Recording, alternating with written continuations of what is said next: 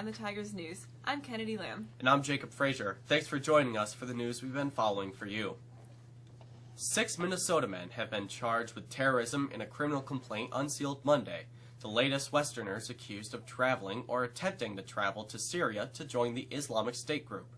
The 6, whom authorities described as friends who met secretly to plan their travels, are accused of conspiracy to provide material support and attempting to provide material support to a foreign terrorist organization. The complaint says the men planned to reach Syria by flying to nearby countries from Minneapolis, San Diego, or New York City, and lied to federal investigators when they were stopped. The 6 were arrested Sunday in Minneapolis and San Diego and are scheduled to make initial appearances in federal court on Monday. The guilt phase of Boston Marathon bomber Dzhokhar Tsarnaev's trial was considered a slam dunk for prosecutors, especially after his lawyers bluntly admitted during opening statements that he participated in the deadly 2013 attack. But the outcome of the next phase of the trial is much more difficult to predict. The same jury must decide whether Tsarnaev, 21, should be put to death or spend the rest of his life in prison. The penalty phase begins today in U.S. District Court.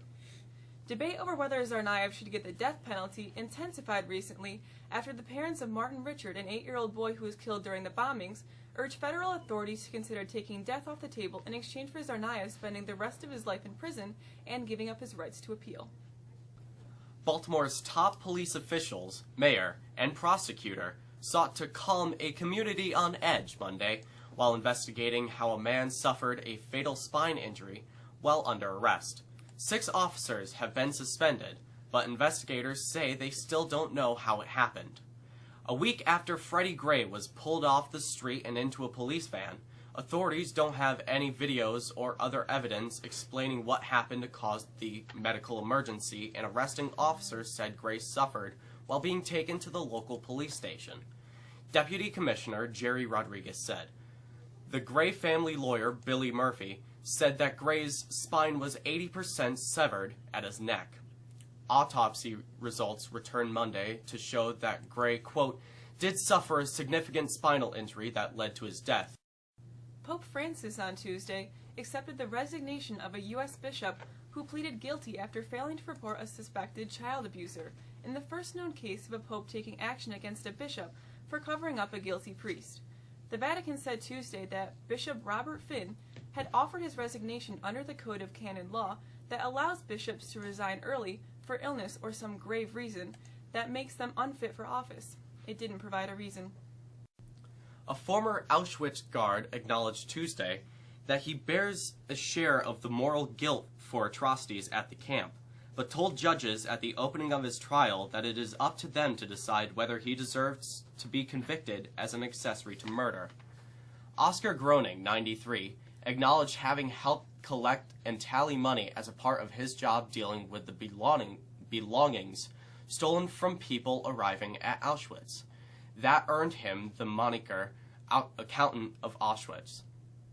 Groening testified that he volunteered to join the SS in 1940 after training as a banker, and served at Auschwitz from 1942 to 1944. This is the last year that the original version of Kraft Mac and Cheese sold in the U.S. will contain artificial preservatives or synthetic colors. In January, Kraft says its macaroni and cheese will be colored using paprika, annatto, and turmeric. The company is already selling a version, Kraft Mac and Cheese box shapes, with no artificial flavors, preservatives, or synthetic colors. There has been a huge shift away from processed foods in the U.S., and larger food producers are trying to follow their customers in that direction. Kraft Foods Group Incorporated is based in Northville, Illinois, and its stock rose 87 cents to $87.60 on Monday. Gas prices in the Syracuse area rose 10 cents a gallon over the past week, but motorists can still look forward to the lowest summer gas prices in 10 years, according to Syracuse.com. The average price of a gallon of regular gasoline jumped from $2.46 a week to $2.56 this morning, according to the price tracking website GasBuddy.com. Some stations are charging as much as $2.79 a gallon. The jump in gas prices is tied to higher cost of producing summer gasoline blends. Nevertheless, the gas prices in the area remain far below year-ago levels. The average price of a gallon of regular gas in the Syracuse area at this time last year was $3.80, $1.24 higher than it is currently. Gas Buddy analysts are predicting that this summer will bring the most affordable gas prices across the nation since 2005 at around $2.35. Police in North Carolina say a woman tried to score a free meal at a restaurant by planting a cricket on her plate.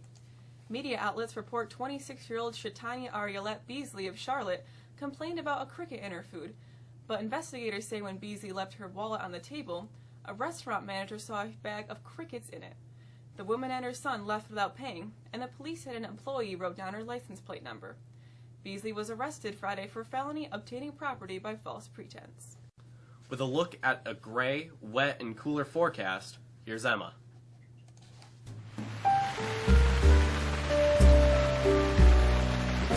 We can expect wet weather for each of the next 3 days as a new system came through last night, ushered in by some thunder and lightning.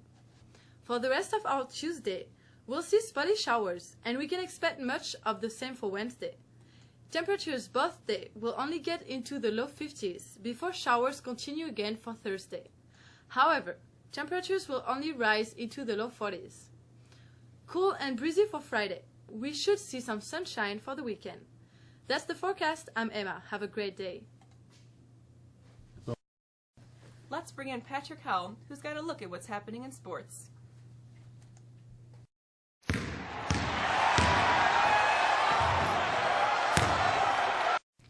Tim Tebow fans have a lot to smile about after the on-again, off-again quarterback was signed by the Philadelphia Eagles over the weekend.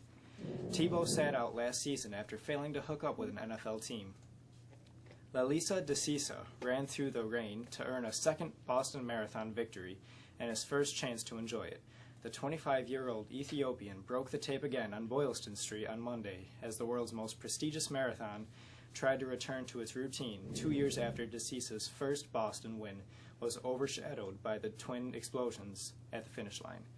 Kenya's Caroline Rodish won the women's race, beating Mare Dibaba in a shoulder-to-shoulder sprint down Boylston to win by 4 seconds on a cold and rainy day that thinned the crowds but didn't lessen their enthusiasm for the city's signature sporting event. The Yankees lost 2-1 last night after the Tigers came back to score both its runs in the 8th. The loss snapped the Yankees' modest 3-game win streak. Speaking of win streak, the Mets will look to continue the longest win streak in the majors tonight when they take on the Braves. The Mets have won 8 straight games. Nathaniel Schrader has an update on what's on the calendar.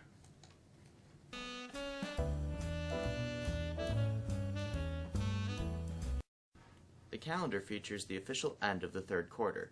Teachers submitted grades this afternoon that will be on the report cards and be expected to be in mail later this week. The class of 2015 will be hosting a double feature movie night this week in Mexico High School's auditorium in anticipation of the Avengers 2 release on May 1st. At 6 p.m. on Friday, April 24th, we will be showing The Avengers, and at 9 p.m. we will be showing Captain America: The Winter Soldier.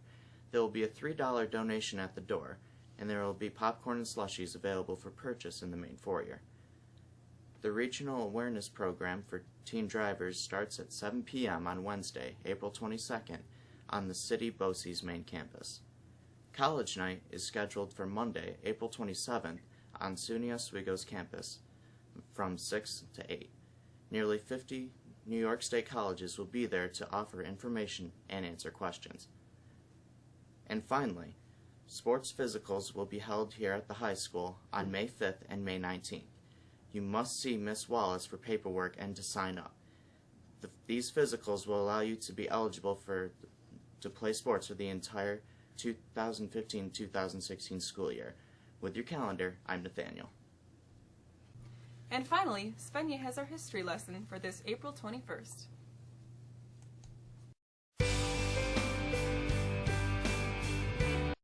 On this day in history, in 1649, the Maryland Toleration Act, which provided for freedom of worship for all Christians, was passed by the Maryland Assembly.